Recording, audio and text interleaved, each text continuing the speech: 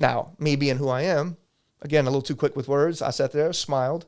After I thought about it, I said, well, sir, if we make it back to the top, that means that the route was clear and I'm good to go. Otherwise, you get blown up. Either way, I'm good to go. So, of course, that didn't help the situation, right?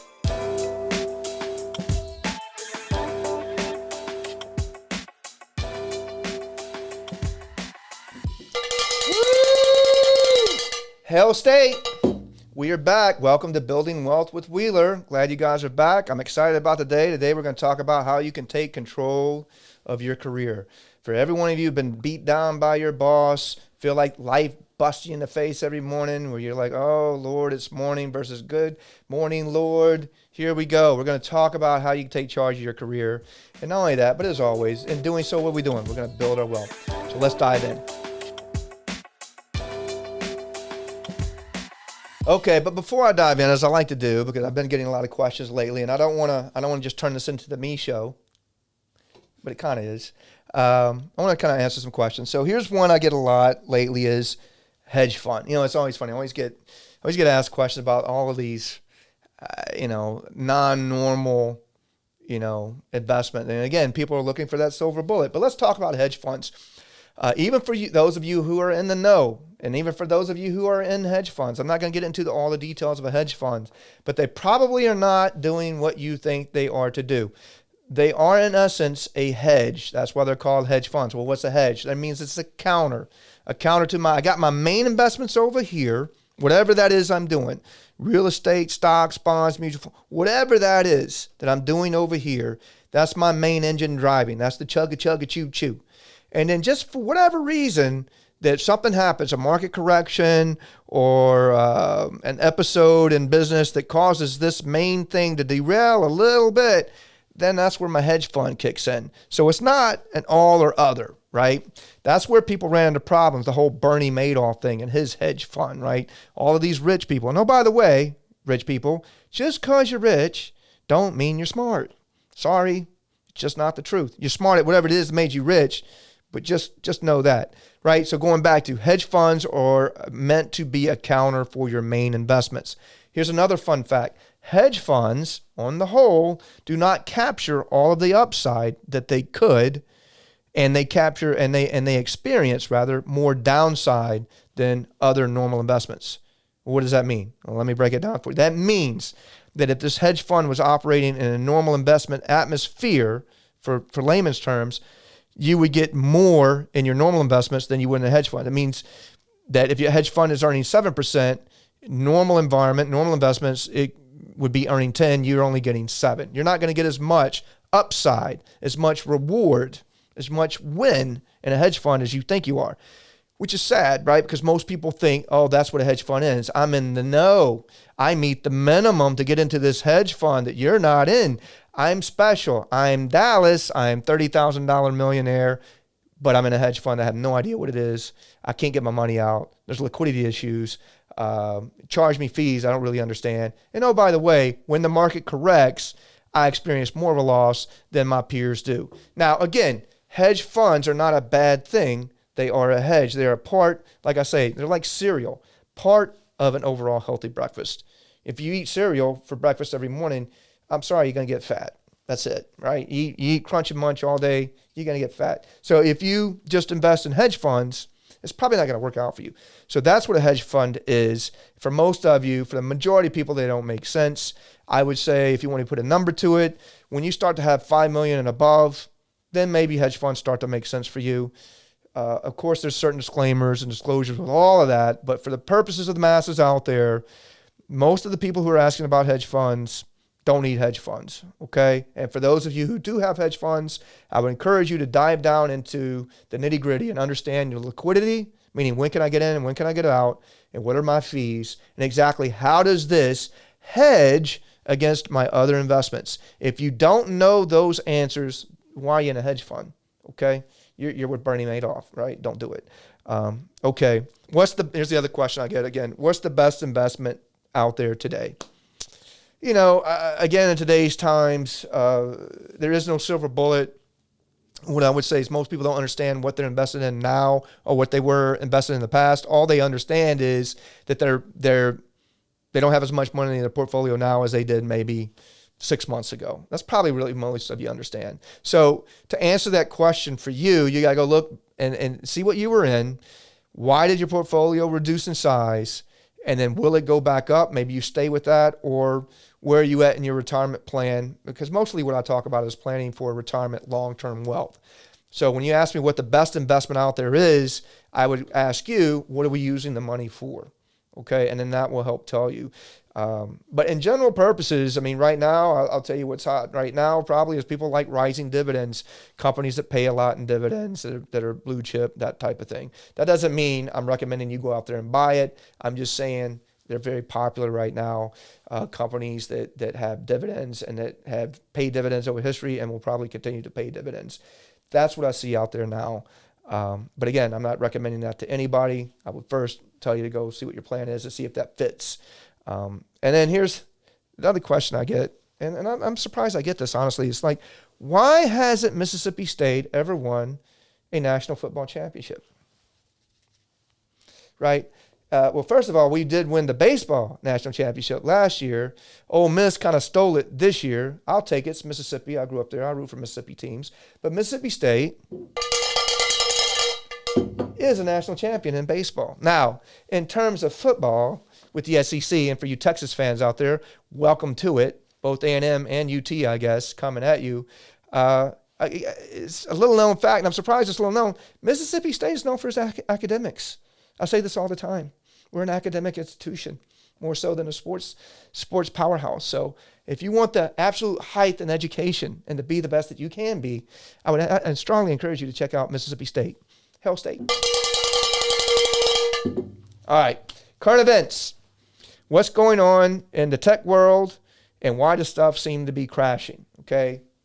All right, I'm not going to make this into a long story, but really, money is tightening up. When feds raise the rates, that means they're making money tight. What does that mean? That means it's not a lot of money to be out there for loans. Most of these tech companies work off of money for growth initiatives. I mean, they go out and they borrow money, they put it and they invest it in their business, and then they turn it into their product, and their product sells, so on and so on. Well, when the feds tighten the rates, that means there's not enough money. There's not as much money to borrow, and it kind of puts the crunch on a lot of these tech firms, as it would with any growth company. So that's what you're kind of seeing. That doesn't mean they're all bad. It doesn't mean that we're going to re-experience what happened in 1999 or 2000 with a bunch of .coms went bust.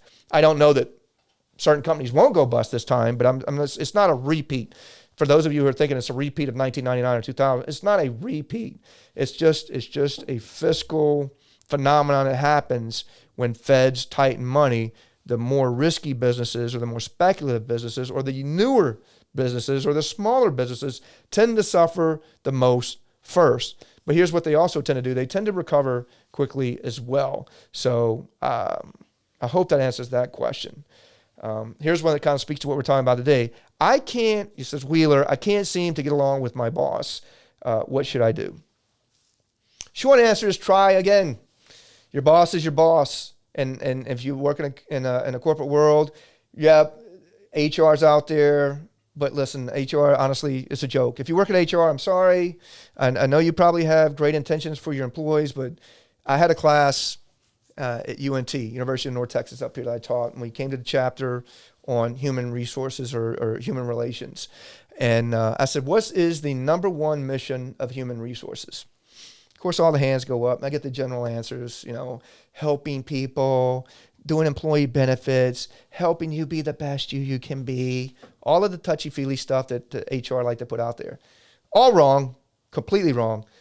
The number one function of HR for any company is this. It is to keep the company from being sued. That's it. Stop. Full stop. End of sentence. That's it. All of that other stuff, employee benefits, group 360s with your boss of how can I do better, or maybe a one-off of what's wrong at work, or the surveys you take, all of that wraps back into keeping the company from being sued. Once you know that, then you can approach your boss. Know that anything that you're upset with and you go around your boss goes immediately to your boss. So if you think you go to HR and say, my boss doesn't listen to me, he doesn't value me as a person, they don't care. They don't care. They're going to go right to your boss and say, hey, you don't value Wheeler as a person. He goes, yep, I don't. He sucks. And they're going to go, okay, let's look at how Wheeler sucks and document that for his next review. That's what's going to happen. So how do you get along with your boss? I hate to say it. You kiss up. I'm just going to put it out there. You kiss up. I'm not saying be shameless about it, but I'm also saying, when he's wrong, don't call him out on it. I'll tell you, I'm an example of what not to do. I remember I was in Bosnia. Here's one, right? Bosnia, had a commander, West Pointer. Good guy, really is. I was young and cocky. Going back and think of it, he's probably young, not as cocky. We go through a thing called the zone of separation. It's the minefield. It's about a mile long, and it was a huge border. I don't remember how long it went, 300 miles, something ridiculous. You had to cross through it almost every day. And back then, we didn't have, little smartphones with GPS. We had a compass, we had a laminated map, and then I had a big GPS thing that was probably about as big as this, and it would say plus or minus 200 meters. Now, for those of you who have never been in a minefield, plus or minus 200 meters is quite a lot, right? Not necessarily on point, not something I want to rely on. So anyway, go back to the story. My boss, the commander, wanted to go on patrol with me, and he wanted to be a supercharger, West Pointer, Airborne Ranger, all of that, and he wanted to be large and in charge. I'm like, okay, sir, you take charge, go for it. But he wanted me to tell him where to go from the rear. So I'm in the back Humvee, we're 4 Humvee convoy, he's in the front. We're driving along. We're coming up to the zone of separation. Again, the big minefield. Now, we're currently on a hardtop, which means a paved road, which means you can probably count on there's no mines underneath a paved road, right? You all can follow along with that. You can't dig a hole in concrete. So everybody's pretty safe on a paved road. Well, I had gone into the engineering tent earlier just to kind of mess with him a little bit, and I found a new path that the engineers had cleared through the zone of separation, which happened to be a dirt trail about the size of a tractor with the 2 little ruts for the wheels.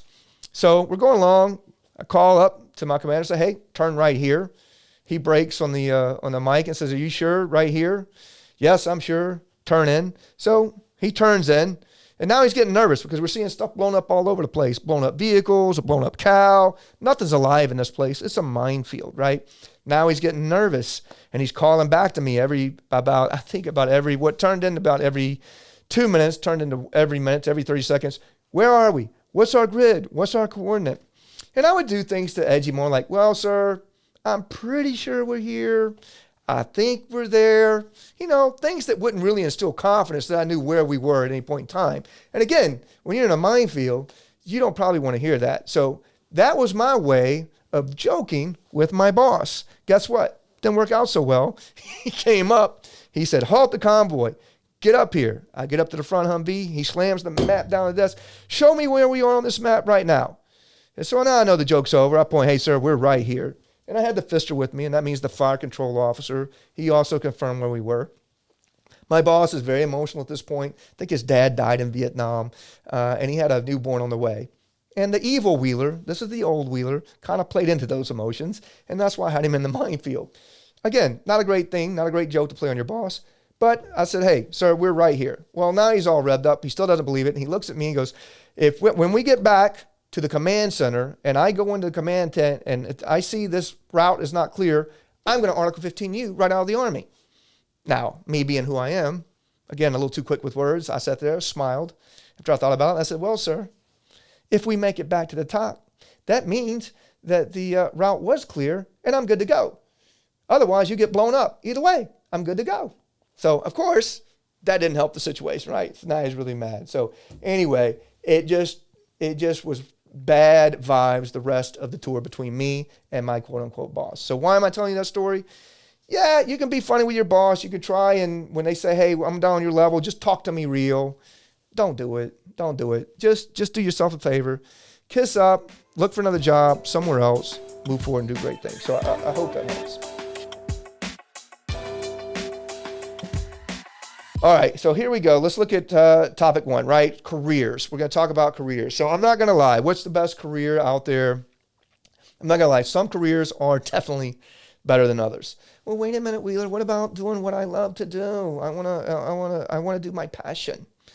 I'll tell you, when I was in the PhD program, I heard this a lot, right? When I was working at a job at General Electric, they were paying for the PhD program, which, by the way, for those of you who are thinking about getting a graduate career, I suggest you get a job first. Most companies will give you tuition reimbursement for your MBA, some type of master's program, or maybe even your PhD. So don't try and go in it alone. Try and get into that career you like first. And then if you like it and you're good at it, typically that company will help you pay for tuition to further your education. But anyway, I'm in a PhD program. And for those of you who haven't been in a PhD program, it's just about getting through the PhD program, right? You do a dissertation, you do your research, you do the dissertation, and you try and get 3 other professors who are old and curmudgeon probably to try and agree that you did good work, and then you get the hell out of Dodge. That's the goal. Now, for those who are in the know to get through the PhD program, you do what I just said about kissing up to your boss. You play to that committee. You kind of do the research they want and they like, and you get through the program, and then you can go do what you like to do, because then you're a doctorate.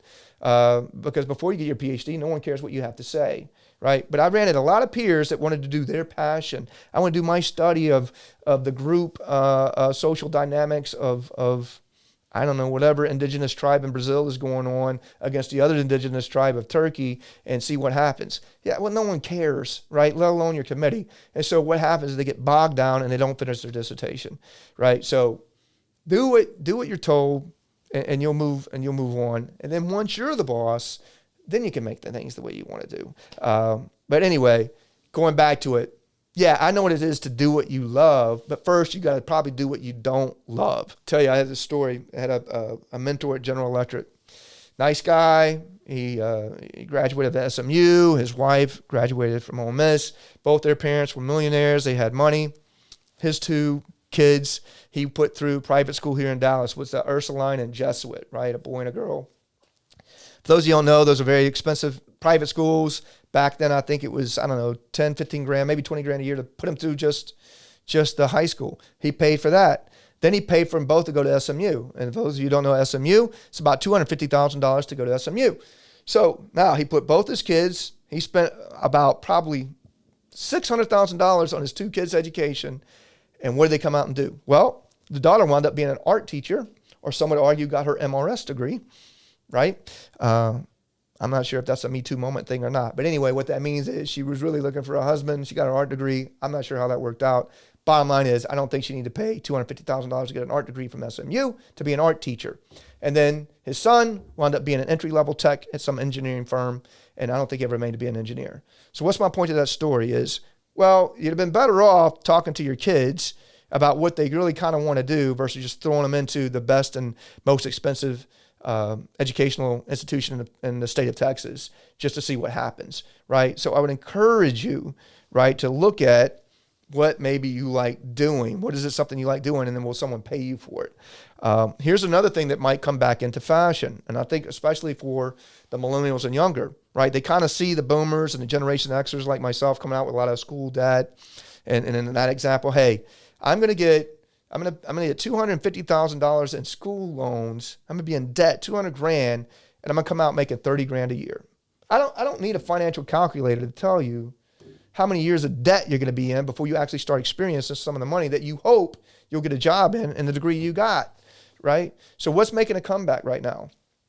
2 things are making a comeback. 1, community college, right? If you haven't looked at community college, you should. They are getting much more robust. They're hiring much better professors. And there's reasons for that. They're incented to hire those professors are getting paid more, so they're going there. And every institution in Dallas, every university, has to take those credits from the community college. There's no more, hey, we're not taking that credit. So it's a good, great, cheap way to find yourself, quote unquote, find yourself. I'm going to go to college and find myself. Well, you know what? Go find yourself at community college for about 8 grand in 2 years instead of 80 grand. Okay, I would strongly encourage you to do that.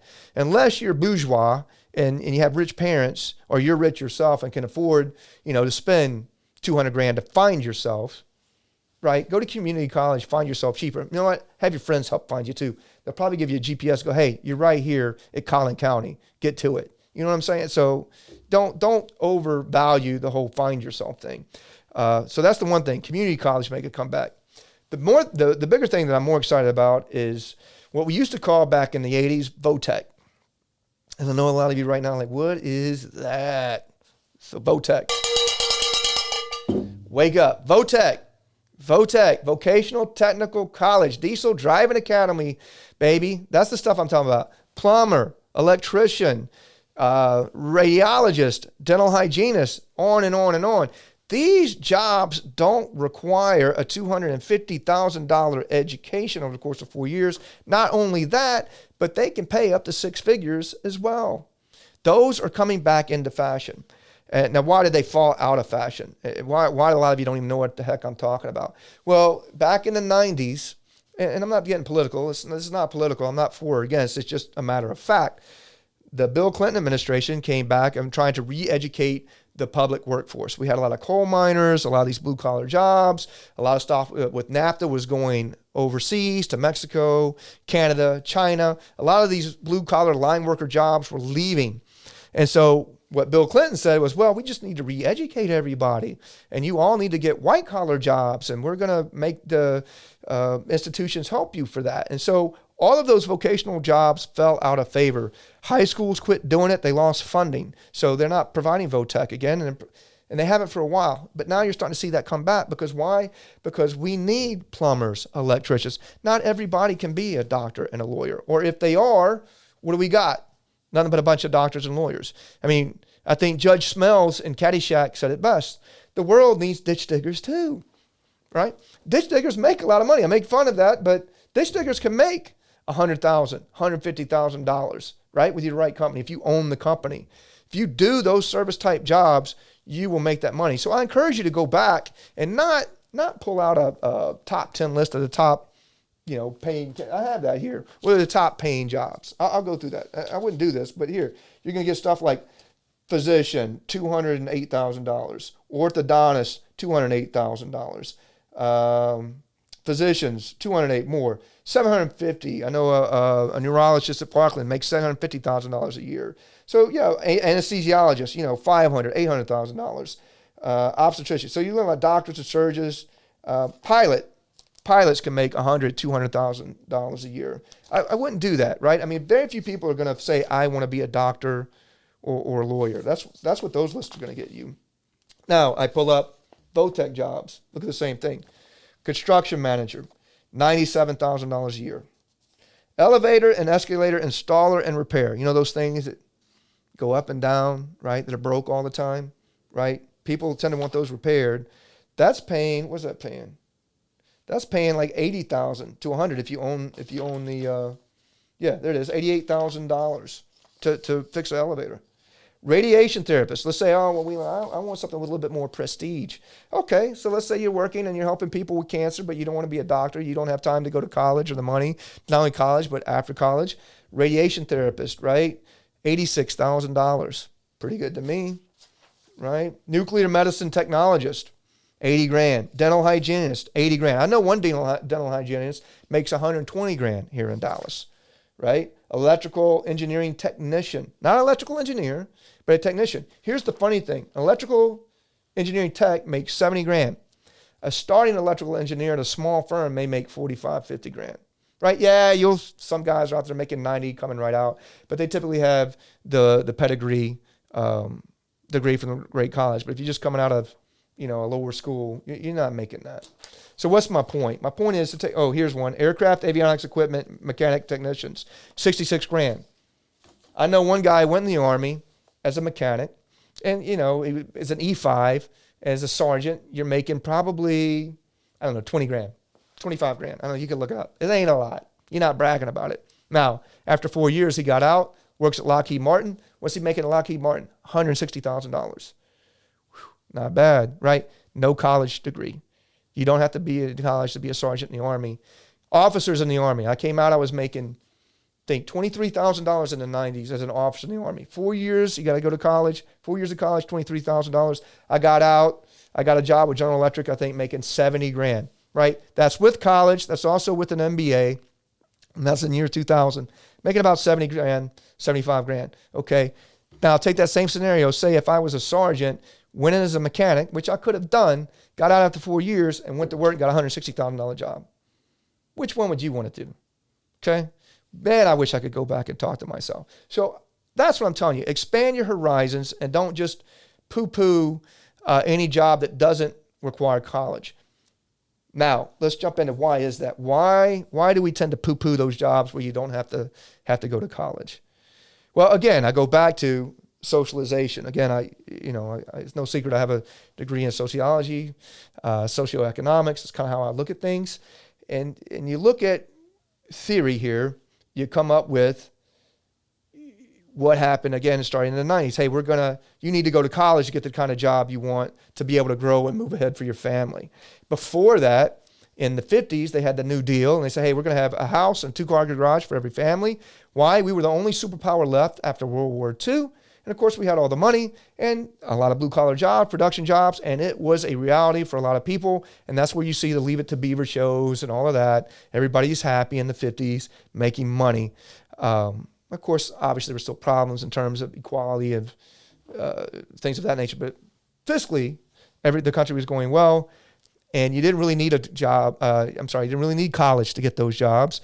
And that's where VOTEC and those kept pushing. And it kept doing until, again, the 90s when we had the downturn in the 80s to the 90s and had to turn back up. So society has kind of pushed us to say, hey, not going to college is bad. It used to be a big deal to graduate high school. You didn't have to do it. And there's a lot of people in the 50s and 60s that just didn't finish high school, went on to have careers as a plumber and electrician, made good money. Didn't even graduate high school. And then society just kind of poo-pooed that, took those opportunities away. If you really want to get into it, there's 3 theories with sociology. There's the conflict theory, the functionalist theory, symbolic interactionism. Now, I'm putting everybody to sleep. What does that have to do with anything about building wealth? Well, when you look at it, conflict theory means, hey, society works off a conflict. We grow. Maybe you hear that if you go to marital counseling or any type of relationship counseling. When 2 people disagree, that's not necessarily a bad thing. That's probably a good thing. That way we resolve that conflict and we grow together. So that's conflict theory. Functionalist, right? So going back, conflict theory is kind of where capitalism comes from. We live in a capitalistic society. That means there's the haves and the have-nots.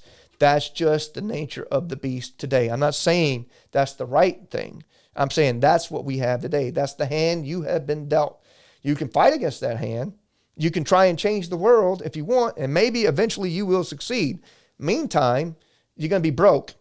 You're going to be broke, but you'll be happy changing the world. So once you realize you live in a capitalistic society, that'll help you formulate, well, what kind of career do I need to go get?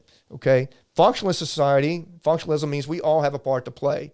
And ditch digger should be paid just as much as a doctor, should be just paid as much as an airline pilot. We all get paid the same. I'm not saying that's wrong. That leans more toward communism. And communism kind of gets a bad rap. And I'm not saying we need to be communistic either, but that's kind of what functionalism speaks to. But that's not the reality we're in. We live in a have and have not world. For me to get mine, you can't get yours. That's the world we live in now.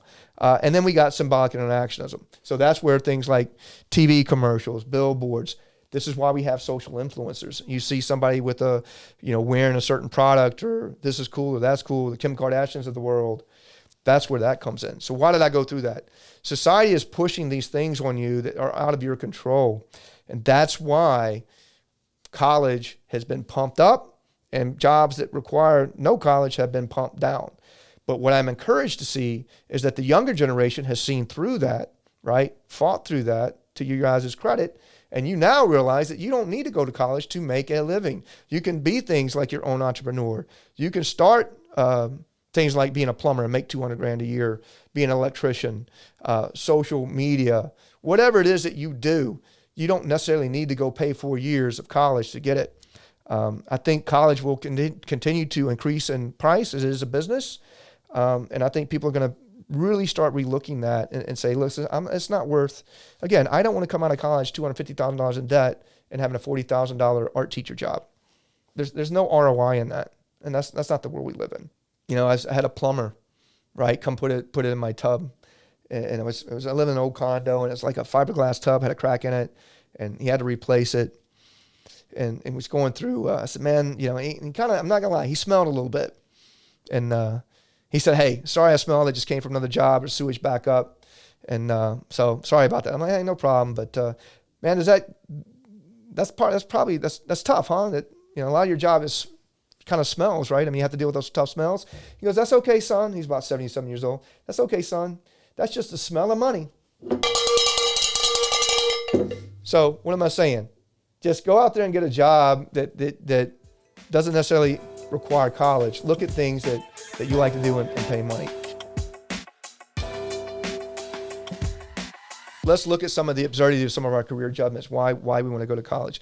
You don't have to look more than the college admission scandal. Like, how ridiculous is that? Rich people paying for their rich kids subversively to go to college that they don't even really want to go to, nor do they need to make money, right? So, I mean, that is the absurdity of how we push this college on ourselves. It's like we've got even the richest of us thinking that we've got to somehow finagle to get our ne'er-do-well kids into that college for some benefit that no one's ever going to see. And people went to jail for it, right? That's how absurd it is. So don't just have college on the brain. Another one is people are like, well, wait a minute, Wheeler. Well, they're talking about free college. What if they make college free for everybody? Wouldn't that be good? So they don't have to worry about debt. Free college. Okay, I'll say it like this. High school's free now too for most people, right? So what happened? What differentiates me and 100 other people who graduated high school? It used to be college. Okay. Now, one differentiator is not everybody can afford college. You got to make a life choice. And used to, those degrees typically pay more than non-college degrees. Well, that's a facade. We've gone over that. But let's just say it's not. Let's just say, college is the deal. Well, if we make it free, what is it? It's unified everybody. Now, there's no differentiator there. None at all. Now that college is free, what's going to be the next thing? It'll probably be grad school at that point. And it already kind of is. MBAs. If I see another guy or girl, I'll tell you what, with an MBA, I remember I was at a dinner. This is almost 18 years ago. This girl, lady, however you want to say it, very smart, very professional, was sitting at the dinner table with a lot of other professionals, professing how the MBA program worked. All the ins and outs of it, how she's studying it, going through it. Now, no one asked. And several of us at the table already had an MBA. But I let her keep going. She told me how great an MBA is and what it matters and on and on and on. Finally, a friend of mine sitting next to me says, hey, Wheeler, don't you have like 2 MBAs? Look on her face. She's like, oh, do you have an MBA? I'm going to make a big deal. Yeah, I have an MBA and I have another master's in HR. But it's great that you're doing that. But my point is this. By that time, and this is 18 years ago, the MBA was already watered down. I had a boss at GE said, look, there's 2 types of people at GE, those with an MBA and those without. That's it. So if you want to get promoted, get an MBA. If you don't. That's why I got the MBA, right? General Electric paid for it. I didn't go pay for it myself. They paid for it. So my point to free college is it's only worth what you pay. And if it's free, it probably won't be worth a whole lot. There's a lot more to it. I'm not trying to, discourage you from going to college, but I am discouraging those who are banking on it being free. One, going to happen, and 2, it's going to mean something for you. You'd be far better off taking a look internally about what do you like doing. And so let's talk about that a little bit. What do we do? Okay, well, Wheeler, you beat me down now. You say college sucks, and I'm going to pay a lot and not get the degree I want. So what do I do then? All right, well, let me help you with that. So as you heard from my daughters, Elin and Remy, right? One of them wants to be a veterinarian. And I'm kind of encouraged because Elin keeps saying vet, right? So she keeps saying that. Now, I'm not going out buying banking, getting college applications for a 7-year-old for veterinarian school, nor am I banking on that's going to happen. And then I got Remy, who one minute wants to be an astronaut, the next minute a police person, and 1 minute what she calls a maker or what would be an engineer. So normal for kids. But what I would encourage you to do is go back to that in your own mind. Go back if you can remember back that far. Think about, and even if you're older, even if you're 45, 55, 60, what was it that inspired you when you were 6 or 7 years old? Now, why do I say 6 or 7? Because the realities of life for most of us haven't hurt us yet, haven't hit us in the gut. We still firmly believe at 6 or 7 that we could do anything that we came up with our brains. And again, this is where American society works in our favor. There's a lot of shows out there, a lot of reinforcement that you can be whatever you want to be if you set your mind to it. So go back to when you were 7 and think about what that was. Now you're thinking, okay, that was ridiculous. I wanted to be an astronaut when I was 7 and I'm 55. I'm not going to go back and do all the stuff that requires to be an astronaut. I'm not smart enough for that. Okay, great. I'm not saying that. I'm saying, what about an astronaut made you want to be an astronaut? I don't know what that was. Was it the rocket ship itself? Was it exploring space? Was it looking at space? So let's say it was, space. Well, what if you went to work for a telescope company as a technician, right? What if you went to work in a welding degree that welds on rockets, right? Find something in there, that little kernel of something that sparks you to get up every morning and do it. Find that and then build on that. Do a derivative of that, change it a little bit. If you can do it pure, great. If you can go be an astronaut and you can still make that happen, great. Chances are you won't, right? Same with NBA, right? All the time.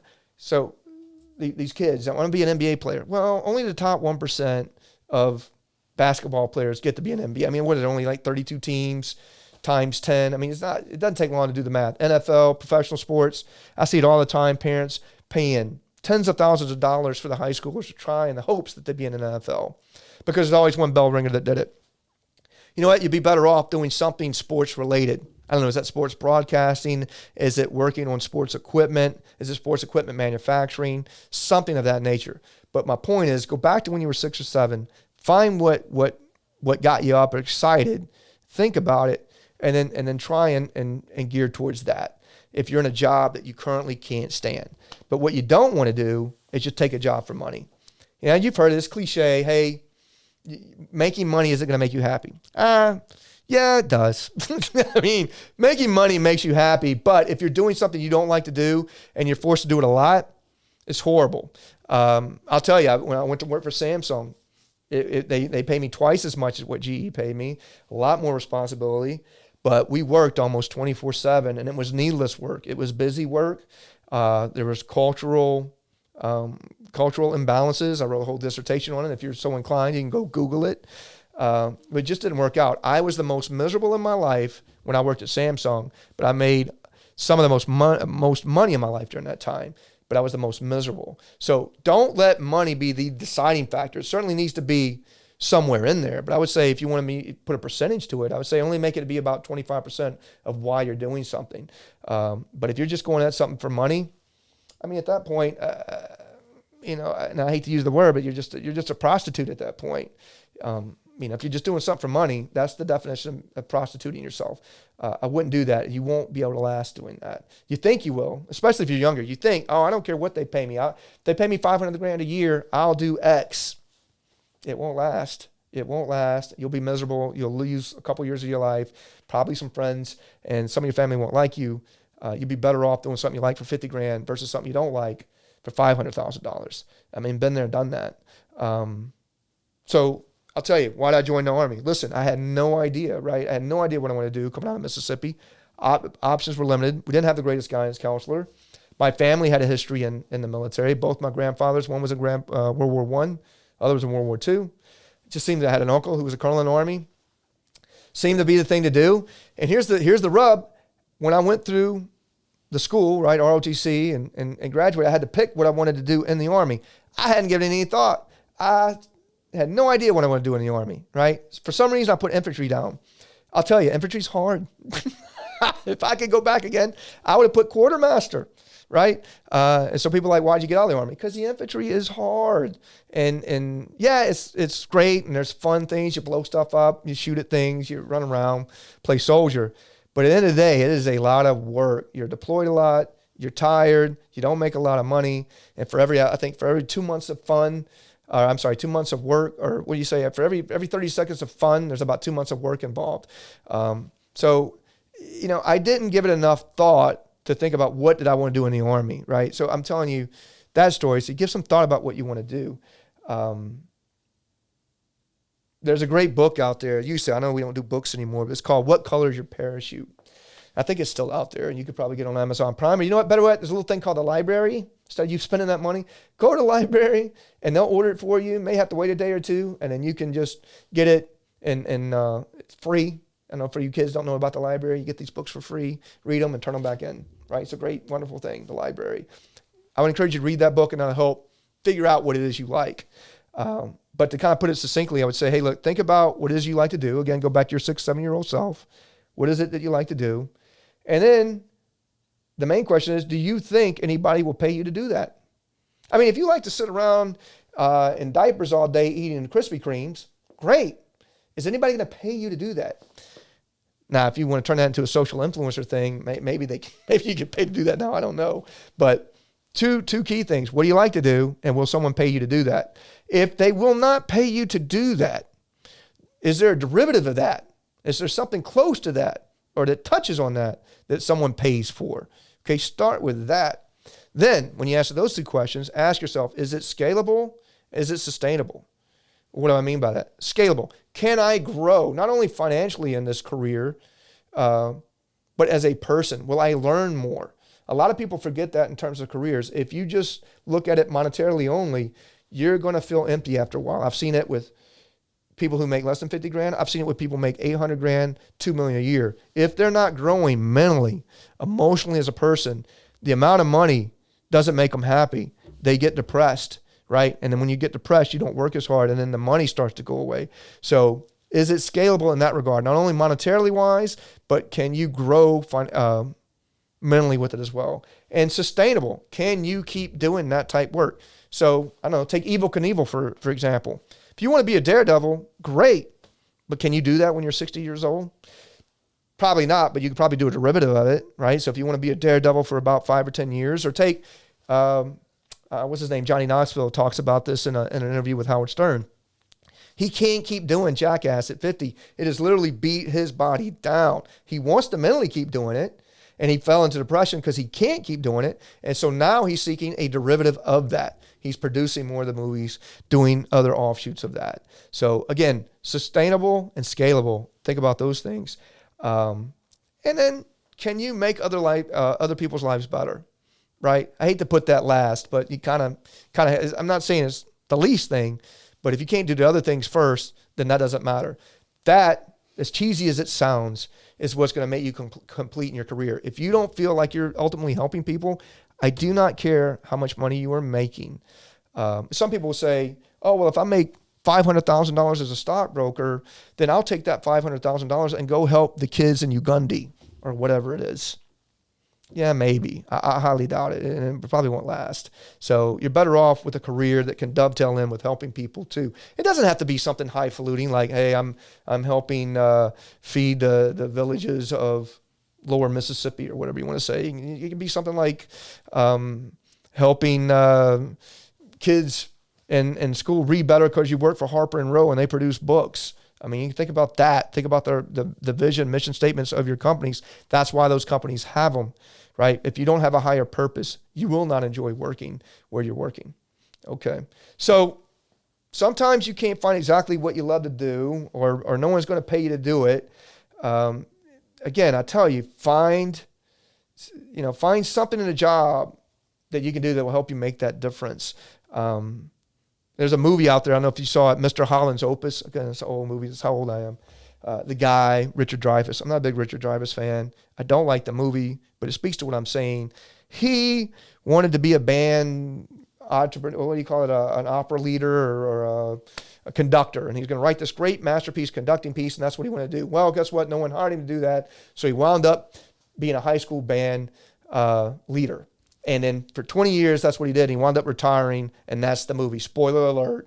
He wound up being happy, cheesy cry moment because he affected all of these kids' lives. From what he originally wanted to do as a conductor, great, prestigious job, to what he actually wound up doing is helping a bunch of high school kids live out their dreams. So I would encourage you, if you don't know what you want to do, go get you a beverage of your choice. Watch Mr. Holland's Opus.